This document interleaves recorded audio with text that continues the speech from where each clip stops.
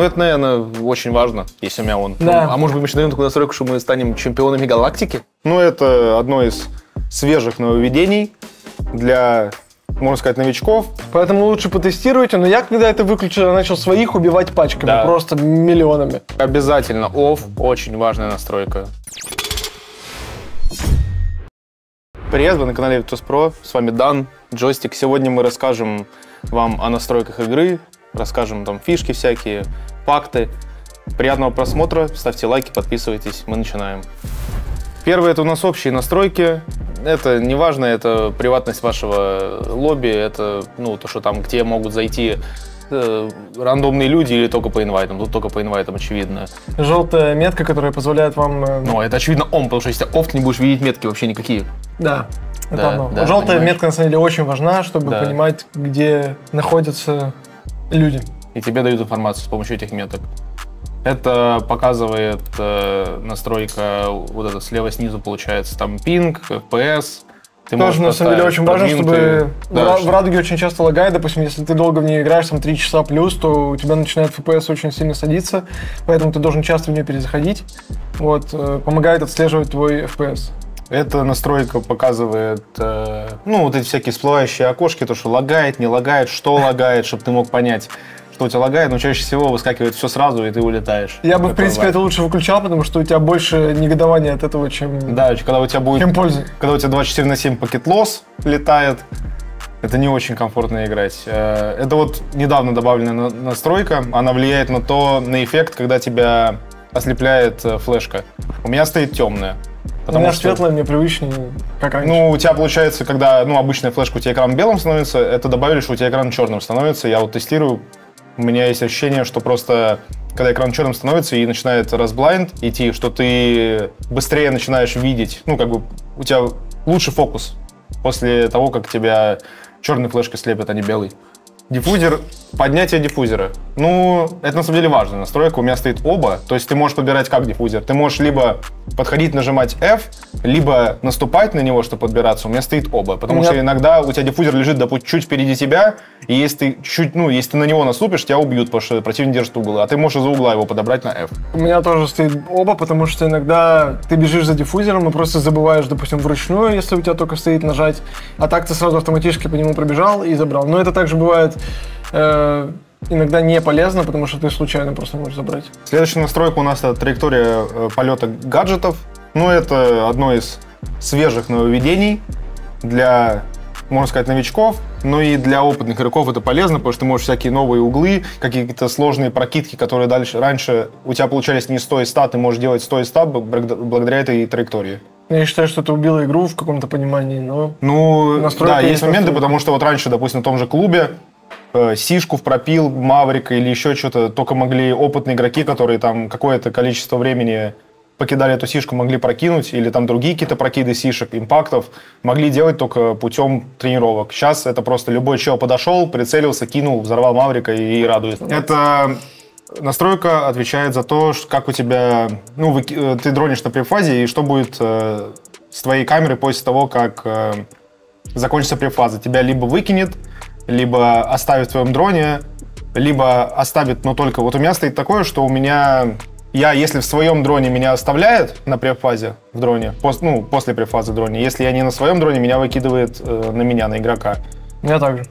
Добро пожаловать в Bootcamp Kappa и Virtus.pro. Время прокачать скиллы и получить доступ к секретной коллекции. Открой для себя капсулу Kappa и Virtus.pro. И помни, главное внутри. Матч-реплей просто, чтобы посмотреть какие-то свои демки. Вот мы официалки играем, у нас матч-реплей остается в игре. Текстовый чат. Это не важно. Это на самом деле кому как, потому что вот иногда мы играем некоторые официалки с G2, к примеру, и некоторые наши тиммейты оффуют чаты специально, чтобы не обращать на это внимания, что они там пишут. В ранке том же тоже есть, там что какой-нибудь гадости вам пишут, чтобы вы не расстраивались, оффуйте чат. Кроссплей матчмейкинг, я вообще не уверен, что это работает фича. Я ни разу не видел, чтобы с нами играли какие-то контроллеры в ранкеде. Это тоже неизвестно. Кроссплей коммуникация тоже без понятия. Походу. Это на самом деле, я считаю, что это чисто индивидуально. Кому-то, я вот никогда в жизни не тыкал тут ничего. Кому-то удобнее фокусироваться в центре экрана, кто-то больше любит, когда подальше немножко находится. Тут настройки компаса расширенные. У меня Я вот вообще, допустим, новый компас не юзаю, у меня он выключен. У меня... Я ничего не трогал. Вот как они добавили, я вот даже... Ну, я на этот компас... Единственная фишка, которую раньше, я помню, по компасу делал, это... Когда ты понимаешь, что тебя будут сейчас закидывать флешками, ставишь метку на дверь. И бежишь туда. И когда ты блайнд, по компасу да, бежишь. Да. Вот такая фишка была. Сейчас компасом практически... Ну, тут разные настройки. Там крутится, не крутится, вертится, не вертится, размер Если компаса. честно, вот я бы советовал вообще бы компас офнуть, потому что... Я бы советовал не офнуть компас. Нет, ну его можно включить, но так сказать, не пользоваться им, потому что мне он не нужен, да. Мне компас никак, вообще никогда в игре не помогал, кроме того, что определять, где какая сторона, потому что у нас есть коллауты, типа, там, западная. Ну есть, да, там, South Repel, West Repel, да, я вот только тогда по компасу и смотрю, вот, где вот только единственный момент, когда ты в игре обращаешь внимание на компас. Да, это правда. Это что у нас? Equipment. Ты на пробел вот это нажимаешь и видишь. Нет, это, короче, у тебя же справа нарисованы, там сколько пуль, это важно, все. Это важно, конечно, это важный показатель, который ты понимаешь, сколько у тебя пуль, сколько там у тебя осталось гаджетов тех же, чтобы ты не наугад такой, у меня полный магазин, выходишь, а у тебя одна пуля. Ну, я знаю, что люди в пролиге некоторые и без ХП играют, и без еще что-то как... Да, это показатель ХП, это всякие... Это тебя застанили там и так далее. Это, да, это снизу, когда там, допустим, Леон скан, сколько он длится, показатель. Ну, без ХП люди играют, потому что они думают, что если ты не видишь своего ХП, ты можешь, типа, играть рисковее. Не, вот если бы, когда ты играешь без ХП, убирала бы, когда ты лоу ХП, у тебя все черное, ты ничего не слышишь? Я вообще не знаю, чем это в игре, когда у тебя лоу ХП, у тебя еще звук-то туду. Ну, и когда бомба вот стоит, то что орет, все звенит, зачем мне это надо, непонятно.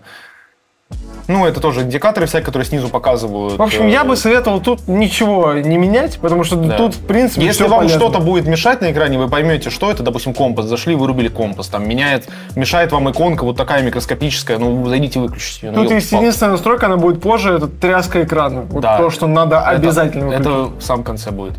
Ну, у меня тут... ну это напоминания там какие-то. Ну вот получается вот этот, это показатель того, когда ты подбираешь, убираешь диффуз. Ну вот это все, если честно, так не важно. Вы бы знали, это вообще бесполезно. Не, по факту. Да, ты же видишь, что у тебя диффуз валяется. Подобрали, видишь, что его подобрали, кто его несет. Так что это иногда, возможно, некоторым это даже будет мешать. Вот, перезарядка напоминатель. Но ты же понимаешь, что у тебя нет пуль. Нет, это может полезно, потому что ты видишь, там у тебя же R на весь экран моргает, перезарядитесь. Это просто иногда еще бывает то, что ты перезаряжаешься и до конца не релодится пушка, потому что ты импакт кинул, либо еще что-то. Вот с тем, как у тебя стала оставаться одна пуля, это полезная настройка, потому что иногда можешь типа затупить, вроде ты определился, потом смотришь, что у тебя нет пуль. Да. Это настройки прицела, потому что там эти перекрестья всякие. Граната, индикатор, хит, индикатор. Это все надо, все включаем, оставляем. Да, потому что без перекрестия сложно будет понимать, где у тебя центр прицела. А так ты можешь резко. Это все тоже важно. Тиммейты. Вот тут вот можете на свое усмотрение. Допустим, некоторые играют так, что они выключают обводку тиммейтов, но аккуратнее смотрите, не убейте своих тиммейтов. Да. Потому что когда пытался привыкнуть к этому, мне потому что иногда мешает то, что я вижу за иконками врагов, точнее, да, за иконками врагов на фоне вижу своих союзников и да, если у тебя, допустим, на другом конце карты получается твой тиммейт, а ты выходишь щелом стреляться, и бывают такие ситуации, даже вот с меткой бомбы, возможно, даже метку бомбы можно отключить, потому что у тебя вот, допустим, нарисован там, что человек играет там на Зофии, значок Зофии, ник человека и обводка. И вот это все может пересекаться на фоне с противником. И ты, у тебя взгляд может не сфокусироваться сразу. Поэтому лучше потестируйте, но я, когда это выключил, я начал своих убивать пачками, просто миллионами. Но без силуэта играть сложно, потому что ты не понимаешь, на каком расстоянии находится твой союзник и где он, за стенкой от тебя, не за стенкой. Мне силуэты помогают понимать, что делает моя команда. Да, тоже. Куда твой тиммейт смотрит, что он держит, какой угол. Ну, это все тоже базовые там минуты, секунды, туда-сюда. Так, геймплей. Что это такое? Show gameplay warnings. Если включено, значит надо. Если включено, значит надо. Вот, Operator Guides выключен. Мне не нужны гайды. Тут у нас настройки языка базовые, это субтитры, кто-то может включать, кто-то нет. Я ни одного человека не видел, чтобы он с субтитрами играл. Зачем они нужны? Зачем тебе... Ну, я на лане помню, после кого-то сел, там забыл чел рубить, у меня на японском были субтитры. Вот настройка звука, очень важно. Да. Смотрите, есть Hi-Fi. Нет, забудьте про все это. Очень многие пробовали и на Hi-Fi, и на ТВ. Нет, но суть такая, что у тебя на Night моде тише выстрелы, громче все остальное. На остальных у тебя все очень громко. Вот на Hi-Fi, по-моему, самые громкие выстрелы. Да, на Hi-Fi самые громкие вообще звуки, в принципе, больше динамический диапазон звука. На Night моде у тебя тише выстрелы. Громче шаги и всякое. Но сейчас, неважно, Night мод, Hi-Fi, ТВ, хоть не знаю, я пробовал и Hi-Fi, и ТВ. Ничего не полное говно, Night мод. Это просто полоска звука. Данил играет вот на 30 или вообще на 8. Да. У меня всегда все на 100. Я просто боюсь, у меня все на 100. Я боюсь громких звуков, я панику сразу ловлю, когда у меня орут, просто там стреляют, у меня все на 100, иногда я думаю, что я скоро оглохну. Это что? Это эффекты звуковые. Полезно. Да, это надо. Музыка у меня всегда на 0. Убираем всегда меню. Ну, может, кому-то нравится, меню эффекты музычку. тоже. Ну, на 5% так поставить. Да, мне просто это уже индивидуально, я думаю, там сами разберутся. В Альтабе своя музыка играет, мне не нужна музыка из меню. Диалоги на 100, потому что... Очень полезно, когда ты стреляешь по какому-нибудь кастлу, либо еще что-то. Есть персонажи, которые кричат прям очень сильно. Да. И есть иногда такие персонажи, когда в инжур падают, они кряхтят очень сильно. Да, слышно очень. Ты там сквозь стену, допустим, стреляешь, и если чел заорет, ты понимаешь, что ты выпадаешь. Да. Вот по кастлу можно даже шить сквозь софтовые стенки, он будет орать, как потерпевший, и ты будешь даже понимать, когда ты по нему попал сквозь стену. Это настройка просто пресетов, там сколько у тебя будут персонажи говорить, что озвучивать, тут максимум. Но я уже настолько привык, что вот у меня персонажи могут весь раунд что-то говорить, а я даже не слышу этого. Потому что настолько уже привык к этим репликам, что я даже не замечаю это. Что такое HQ Voice Over? Ну, это, наверное, очень важно, если у меня он. Да. А может быть, мы еще найдем такую настройку, что мы станем чемпионами галактики? Стерео и моно, ну, конечно, стерео. Это мут, чтобы в Альтабе у тебя игра работала или не работал звук. Ну, тут, соответственно, вы выбираете свои микрофоны, наушники. Вот я на телевизоре играю. Ну, это настройка микрофона, push to talk, там... Это как вы будете слушать тиммейтов, громко, тихо, или да. и как вам говорить? И как вам говорить, либо по кнопке, либо просто... Дальше. Дисплей. Тут самое важное... настройки, это тут ваши видеокарты написано, тут у вас... Монитор, тут разрешение. Ну, в основном все играют 1020-1080. Ну, у нас есть один человек в команде, который прикалывается. Который троллит жестко. Жестко троллит. Он сыграет 1920 на 810. И у него вот так вот экран. Но тут, соответственно, это просто мы из-за того, что сейчас видео записываем, обычно все люди играют на фуллскрине и выбирают тут себе соотношение сторон. Герцовка зависит от вашего монитора. Чем больше герц, тем больше тем лучше. Если ваша игра тянет 240 FPS, то вы, соответственно, ставите 240 Гц, будет все отлично. Да. Также вы выбираете себе соотношение сторон, допустим, 4:3, 5. Я 5:4 очень много играл, 4:3. 4:3 вообще никак здесь не могу, просто... Я играл со всем соотношением. И 3:2, 4:3, 5:4, 16:10, 16:9. Ну, в принципе, сути... Просто как комфортно. Вот в 4:3 все более растянуто, в 16:9 все мега узко. В 21:9 не играйте, все. Тестируйте. Вертикальная синхронизация всегда должна быть выключена. FPS лимит. На самом деле, иногда стоит его ставить, допустим, если у вас не такой сильный комп, потому что у вас будет меньше просадок по FPS. Но если у вас мощный комп, то ставите без лимита и все. Это ваш FOV, тут супер индивидуально, но 90. Многие играют обычно от 84 до 90. Я не видел людей сейчас, по крайней мере, которые играют там 60 или что-то такое. Это, соответственно, вы сами видите на экране, как у вас будет HUD ограничен, уже шире. Это то же самое. Это яркость. Яркость у меня всегда там 50. Дальше, графика. Ну, тут все очень просто. Я сейчас покажу свои настройки. Данила скажет, согласен он или не согласен. В принципе, все. Все на самое низкое, все выключено. У меня только тени на среднее. Потому что есть такие места на картах. Гараж на Орегоне. Да, на клубе. На Орегоне тоже. Да? Орегон, гараж, там лампа огромная светит. Если чел справа пикает... Ну, короче, суть в том, что у тебя есть такие места, вот, допустим, вы сидите на кэтволке на клубе, смотрите в outside гараж двери, и там, если чел слева идет направо, тень падает, вы, получается, заранее увидите, что он будет сейчас пикать и прифайрите. И еще также, если на кэтволке человек на клубе сидит, снизу видно его тень, когда ты под ним ходишь, когда он на единичке двойке сидит. Да, да. Ну, у меня, в принципе... Ну, короче, есть такие моменты, бывало. Бывают сезоны, когда все плохо по FPS, я ставлю все лоу, когда все нормально, я просто текстурки подкручиваю повыше. Не, вот у меня всегда такие были. Чтобы скинчики оценивать. Всегда такие были, я никогда не менял. Ну, так, в принципе, ну, настройки графики, ну, не считая сглаживания, вырубается, потому что это мыло полное вообще.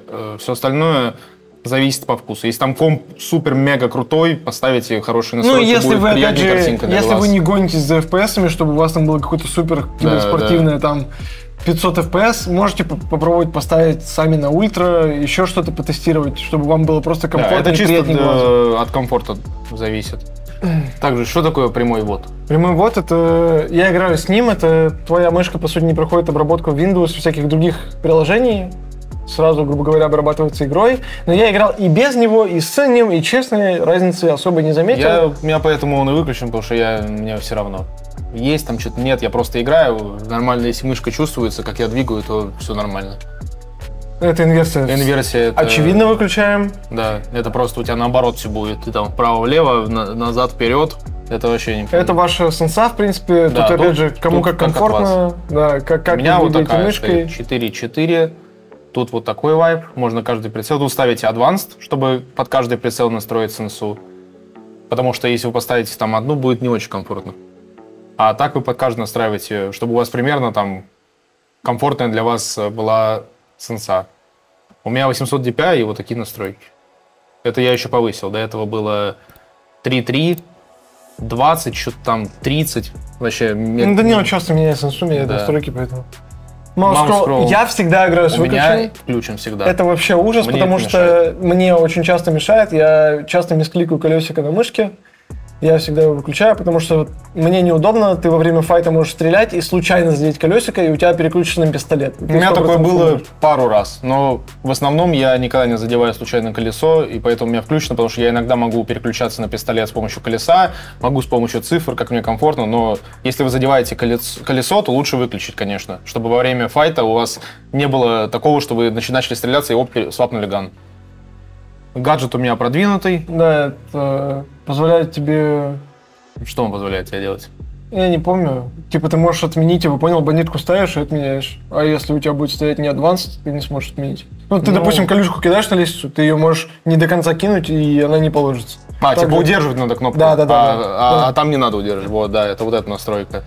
Дрон деплоймент у меня, это вот важная на самом деле настройка, потому что со стандартом вы будете кидать дрона и сразу в него входить. Но часто, вот в ранкеде, мне кажется, вообще 100%. Вы кидаете дрона, и че он на вас выпрыгивает? Потому что он знает, что он еще будет заходить. Там еще и плюс звук того, что вы заходите. Да, он то есть слышит, что вы заходите в дрон и выпрыгивает, убивает вас. А так вы кидаете дрона, куда вам нужно. Либо чего прыгает, вы его убиваете, либо вы отходите на нужную вам позицию, где сейф, и уже потом заходите в дрона, как вам комфортнее будет. В принципе, вот это все, это настройки для вашего комфорта, то есть да, вы... это им как удержание или переключение. Да, как вы будете прицеливаться, удерживать, либо переключать. Тут это то же самое, это наклоны, это как вы будете бегать, это приседания, ложиться, ходить.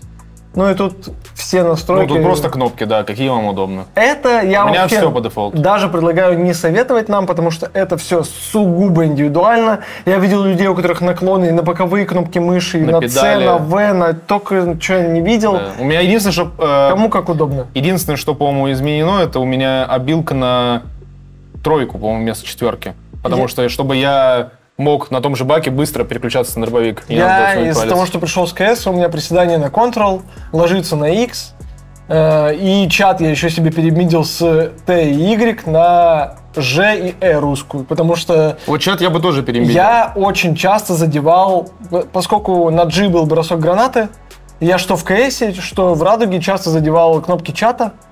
Вот, поэтому я... Да, я тоже, наверное, перебинжу, потому что у меня с новой клавиатурой постоянно такая тема, что я случайно нажимаю на чат, когда хочу перезарядиться. Еще гранаты. Я кидаю на G или там на 4, как повезет, куда палец прыгнет, а там у Пашка и Оус, у них вроде на боковую кнопку мыши стоит, но мне некомфортно с боковой кнопкой мыши, потому что я не могу ее держать и мышкой водить. Я на боковую достаю девайс. Перерыв между катками, время пополнить припасы вместе с Яндекс.Едой. Все от бургеров до десертов с быстрой доставкой прямо к клавиатуре. А по промокоду ITSVP при заказе от 1000 рублей вам будет скидка 350 рублей. Успейте воспользоваться промокодом до 31 декабря 2024 года. Это контроллер настройки, это мы пропускаем, ничего не знаю про контроллер, поэтому... Это просто настройки приватности, типа стример мода, можете поставить если вы хотите скрываться от кого-то, от своих друзей. Вот у меня легенда стоит, чтобы все понимали, да, с кем дело имеют. Тут вы можете поставить, чтобы вы там, когда стримили, у вас было написано вместо вашего ника просто... Ну, короче, это скорее настройки для контент-креаторов всяких, чтобы это не особо... их не стрим-снайпили, не доконали. Но это особо не помогает, потому что любой человек может просто зайти на трекер, или там есть фишка, или что добавить тебя в друзья. Добавляешь в друзья, видишь ник человека, то есть это никак не помогает. Это вот настройки... Твоих прицелов, цвета и так далее. Ну, тут важно. Очень важно. У меня прицел зеленый. Вот, screen shake off. 100% off. Это вот... Я потому что недавно, помню, забыл один раз... Настройки слетели, забыл выключить его, и одна граната взорвалась, и я подумал, как мы вообще раньше играли. А почему мы до этого стан в FX вот был? Ну, то же самое, просто 2 раза запихнули. Ну, это, получается, просто цвет прицела, у меня черный прицел. У меня зеленый, и opacity у меня на 70, потому что иногда за прицелом ты хочешь увидеть хоть что-то. Я не хочу. Иногда за прицелом важно какой-то, особенно если пиксель холдишь или еще что-то, может чел вот так вот выйти, присесть, и он будет ровно за твоим прицелом, ну, под твоим прицелом. Поэтому у меня немножко прозрачный Screen shake обязательно off, очень важная настройка. Ну, флешка мы уже говорили, не уже предлагаю светлая, у меня темная. поставить вам такие же настройки, да, чтобы вот ваша команда была оранжевой, а противники были синими. Я долго привыкал к этому, потому что обычно как? Ну, противник, как может быть противник синим? Противник всегда там красный, оранжевый, что-нибудь такое. Но... Вы девайсы лучше видите, Валькины камеры, Bulletproof. Просто девайсы же стали подсвечиваться в цвет команды противника, а вот оранжевый и красный очень плохо видно, а синий он прям выделяется. Там Валькины камеры, трапы какие-то, прям очень сразу заметно глазу свечение, поэтому у нас у всех стоит вот так вот оранжевая команда, ну, либо оранжевая, либо красная, неважно какая команда твоя, а противника всегда синяя. Это... Я не знаю, что это. Не знаю, что это. Давай почитаем. Давай почитаем. Так. Ну, какие-то подсказки. Я думаю, вам это ну вот это и есть, кстати, которые мы, наверное, всегда ищем. Это подсказки. Наверное. Скорее всего, да. Подсказки, ну, если вы начинающий игрок, очевидно, оставляете. Если вы прошарены, очевидно, потому что вам зачем всплывающие надписи, там, поднимите диффузер. Background opacity. Ну это прозрачность чата, наверное. Ну, скорее всего, да, это прозрачность чата. Ну вот нажми не транспарант, а другое что-нибудь. Давай посмотрим. Ну это вот выделение, это выделение. Ну, в общем, абсолютно неважная вещь. Да. Поэтому это были все настройки. Спасибо вам огромное, что смотрели. Спасибо. Не забудьте поставить лайкос, подписаться на канал, написать, что вы хотите еще видеть. И пока-пока.